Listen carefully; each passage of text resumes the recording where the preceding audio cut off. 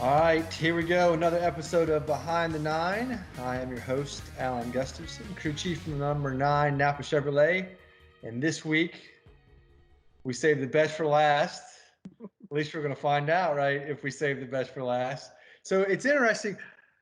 I don't know exactly. I guess you would just be classified as our tire carrier now, right? It's no longer front or rear tire carrier. You're just the tire carrier, right? I mean, that's the best way to put it. Yeah, the mule.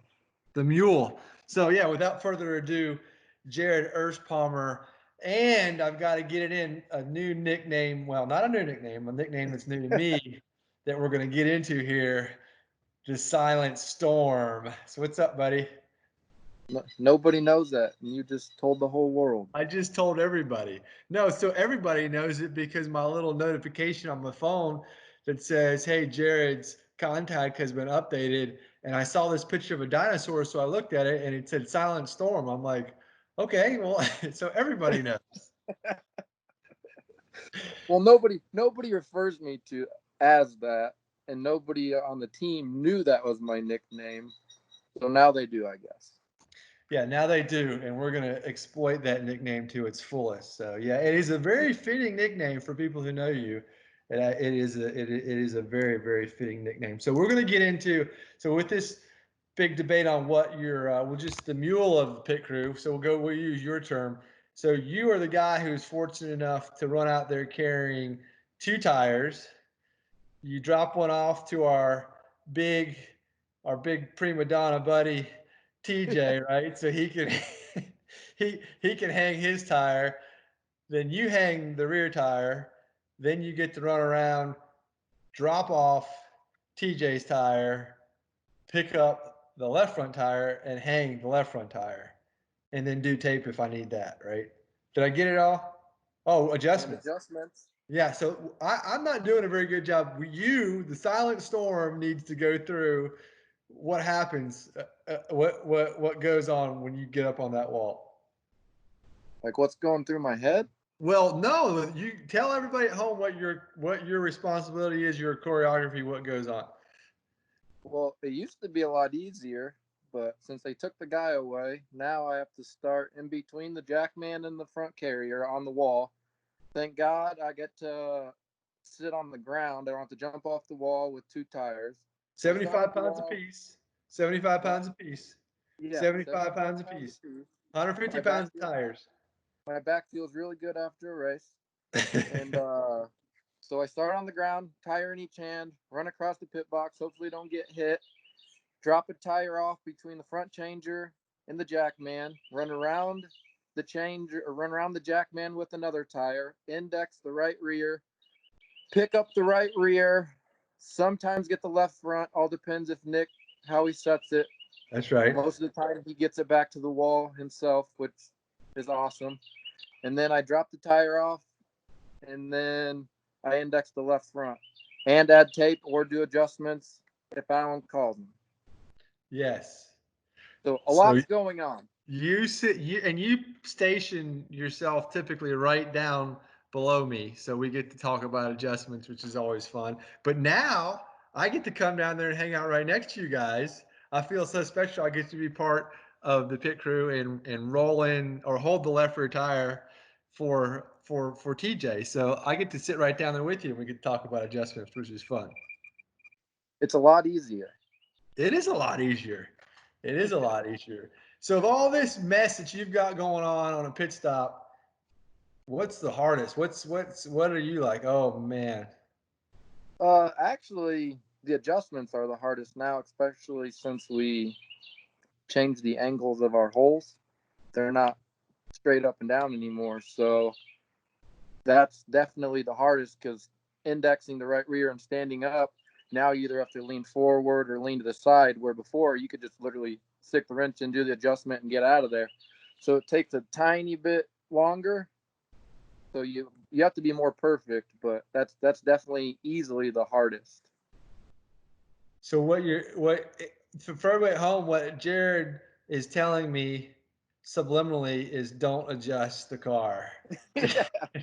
Well, I mean, I know we have to, but I'm always thinking to myself like, you're really good at setting the car up, and I talk to a lot of other people where their crew chiefs, they do a lot of adjustments. I'm just thinking in my own mind like, man, I'm glad I got on as a crew chief. Else So I probably wouldn't have a job because I'd be the slowest person. come on now. So you've got experience. So you've got experience. Uh, Before we went to this choreography with one less person, you carried fronts and rears, right? At different stages in your career. Well, yeah, actually, I mean, I've even carried fronts and rears for you. I mean, That's what I probably the thought. last, I've only done, I've really only done, I think this is my third year in a row where I've got to do the same thing year in and year out. Other words, I did fronts, rears, fronts, rears, fronts, rears, fronts, rears. And then finally, well, I guess now I do both You just do again, but both. We fixed the See, that's what I was getting at is, that's, we're just training you. We knew this was coming. We were just training you so you could be the ultimate tire mule and carry the tires, yeah, and do except for both. somehow I figured out how to index the left front, so now I'm pretty good at it. So You we're all are. right. You are. That was your Achilles heel for a little while, and now you knock it out of the park. So let's back up. Let's rewind a little bit for you. I knew you played. So I've said this a million times. I'm going to say it again. I love doing these shows because I get to learn things that I didn't know about you guys, which is really a lot of fun. So I knew you played football, uh, and you had some experience in football, and you guys did really well. 2A, was it 2A? What was the college football? Division two. Yeah, but you guys had a lot of success, right? Yeah. Oh yeah. Yeah, I've got and if I didn't red shirt my freshman year, but if I would have I should have played in 4 national championships anyways. But my freshman year, our quarterback broke his hip right before the playoffs started, so we lost in the semis. If I didn't red shirt, my would have been my senior year. We won. We went to the national championship and won it, but I unfortunately lost 3 straight national championships all within the last minute of the game. Ooh. So I'll remember that for the rest of my life, and it kind of makes me the competitor of who I am today because I absolutely hate losing. Yes. So what I didn't know, I knew that. I didn't know that detail, but I knew that. But you played baseball too. I didn't know. I wasn't aware. What position did you play? Yeah. So like I said, I didn't redshirt my freshman year, and in college you get 5 years of eligibility. So, long story short, I knew the baseball coaches, and they were doing winter practice downstairs where they practiced, and they were in the batting cage. And I said, his name's Matt Johnson. I said, hey Matt, let me step in there and take a few swings. And they were hitting off live pitchers, and so I did, and I did all right. And I hadn't played in 4 years since my senior year in high school. And he said, you ought to play next year because you have a year of eligibility. I'm like, huh, all right. So I went out. I made the team. Played first base. Never played first base in my life. I played Hi. outfield in high school. I played right field. They stick the not so good fielder in right field, but the person that could hit. So, Sure. but I got to play first base. I started half the games. Did really, really, really well. I was leading the team in batting average until because the opponents didn't know anything to me, so they were just feeding me fastballs. I'm like, oh, this is great. And then you go through the schedule twice, so then they start throwing me sliders, and I've never seen very many sliders in my life, and so I started going down the tank, and so they replaced me halfway through the season, but it was fun. Yeah, that is cool. Mark Malden, who you know, Hell yeah. was our pit crew coach, and he's a dear friend of mine and somebody that I trust explicitly, and I think a lot of. So Mark, Mark, and anybody who knows Mark, he's an interesting fellow. But he's as straightforward and as what's the best way? I don't even know how to describe him. He's just Mark. So he always shoots you. He like puts you right on the money. There's no gray area, right? And he came to me one day and he said, "Hey, you were in the gym." he said he grabbed me and he said, "You see that boy right there?" I said, "Yeah." He said, "You need him. He's going to be really, really good." So from that day on, from that day on, I remember that's the first time I think that's the first day I met you or first time I saw you. So yeah, coach had you pegged pretty early. Well, probably. I'm sure I didn't talk to you. Yeah, no. Yeah. So let's exactly. So let's get into the silent storm. So you gotta the nicknames out. The whole world knows now. We're gonna get silent storm put on the back of your uniform on race day. So let's hear it. Where did it come from? So in college, they started putting the D2 national championship games on ESPN. So I was fortunate enough to get to play in some of those. And my one of my best friends, his name's Dave Tollefson, played in the NFL for 8 years. And so my senior year, he got to announce everybody's name on the starting row, like the starters, like they do on Monday Night Football. And so when it came to my name, he said, so and so starting linebacker, Jared Espamer, the Silent Storm. Like he gave everybody nicknames, and ever since he said that, It's it taken off. stuck. So that's where it originated. Right. And so for the people who don't know you, you are a man of very few words. This is the I most mean, I've heard you talk in a 10-minute period since I've known you for 9 years. So well, I you are mean, a man. I'm not just gonna sit here and stare at you. That's good for me. That'd be awkward for the both of us. So here's another thing I want to talk to you about on my list of Jared topics, which this one is interesting.